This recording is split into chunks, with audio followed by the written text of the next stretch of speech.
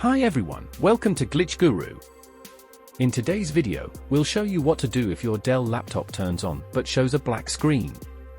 If your Dell laptop screen has turned black while you were using it, plug the charging cable in. Your laptop might have turned off the screen due to low battery power.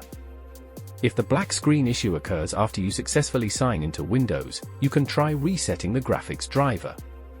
To do this, press the Windows key plus Ctrl plus Shift plus B on your keyboard together. Your screen will flash and start working again. If that doesn't work, you can try performing a hard reset.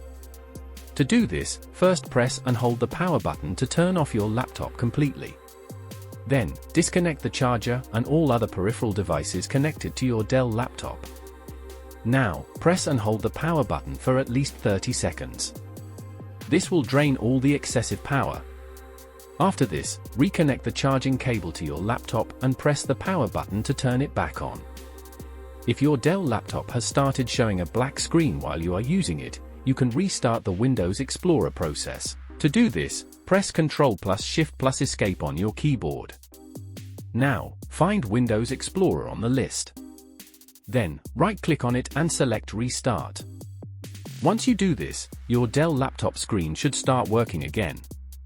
If you have any questions, feel free to ask in the comments below.